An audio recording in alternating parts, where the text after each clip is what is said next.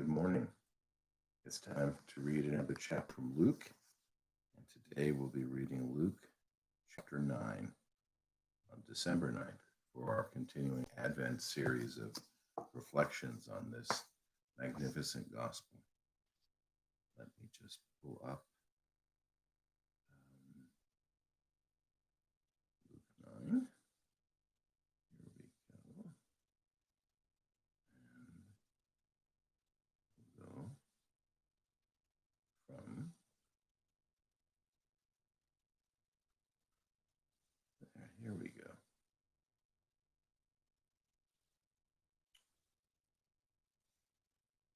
Jesus called the 12 together. He gave them power and authority over all demons and to heal sickness. He sent them out to proclaim God's kingdom and to heal the sick.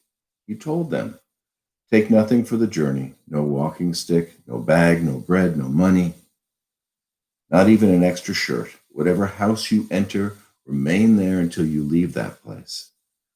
Wherever they don't welcome you as you leave that city, shake the dust off your feet as a witness against them."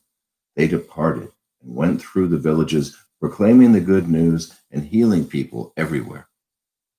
Herod the ruler heard about everything that was happening. He was confused because some people were saying that John had been raised from the dead, others that Elijah had appeared, and still others that one of the ancient prophets had come back to life. Herod said, "I beheaded John, and so now who am I hearing about?" Herod wanted to see him. Jesus feeds the 5,000. When the apostles returned, they described for Jesus what they had done. Taking them with him, Jesus withdrew privately to a city called Bethsaida.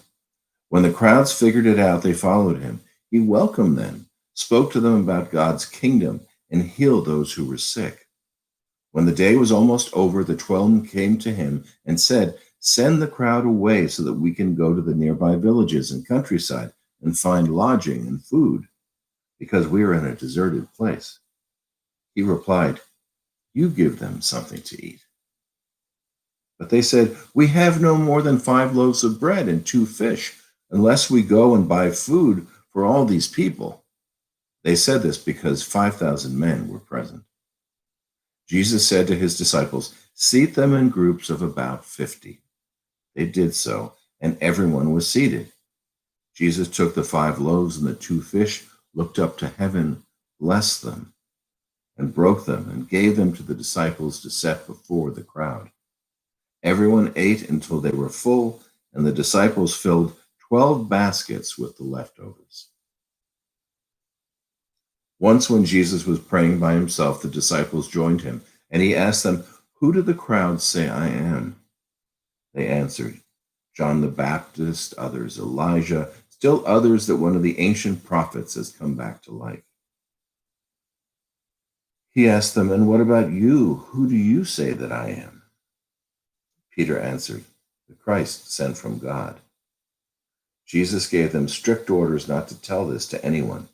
He said, "The human one must suffer many things and be rejected by the elders, the chief priests, and the legal experts, and be killed and be raised on the 3rd day." Jesus said to everyone, "All who want to come after me must say no to themselves, take up their cross daily and follow me. All who want to save their lives will lose them, but all who lose their lives because of me will save them. What advantage do people have if they gain the whole world for themselves, yet perish or lose their lives? Whoever is ashamed of me and my words, the human one will be ashamed of that person when he comes in his glory and the glory of the Father and of the holy angels. I assure you that some standing here won't die before they see God's kingdom." About 8 days later, Jesus said after he said these things, he took Peter, John, and James and went up on a mountain to pray. As he was praying, the appearance of his face changed, and his clothes flashed white like lightning. 2 men, Moses and Elijah, were talking with him. They were clothed with heavenly splendor and spoke about Jesus' departure, which he would achieve in Jerusalem. Peter and those with him were almost overcome by sleep, but they managed to stay awake and saw his glory, as well as those of the two men with him. As the two men were about to leave Jesus, Peter said to them, Master, it's good that we're here. We should construct 3 shrines, one for you, one for Moses, and one for Elijah. But he didn't know what he was saying. Peter was still speaking when a cloud overshadowed them. As they entered the cloud, they were overcome with awe. Then a voice from the cloud said, This is my son, my chosen one. Listen to him. Even as the voice spoke, Jesus was found alone. They were speechless, and at that time told no one what they had seen. The next day, when Jesus, Peter, John, and James had come down from the mountain, a large crowd met Jesus. A man from the crowd shouted, Teacher, I beg you to take a look at my son, my only child. Look, a spirit seizes him, and without any warning, he screams. It shakes him and causes him to foam at the mouth. It tortures him and rarely leaves him alone. I begged your disciples to throw it out, but they couldn't. Jesus answered, You faithless and crooked generation, how long will I be with you and put up with you? Bring your son here. While he was coming, the demon threw him down and shook him violently. Jesus spoke harshly to the unclean spirit, healed the child, and gave him back to his father. Everyone was overwhelmed by God's greatness.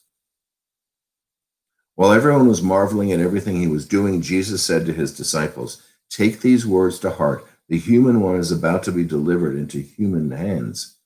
They didn't understand this statement. Its meaning was hidden from them, so they couldn't grasp it, and they were afraid to ask him about it.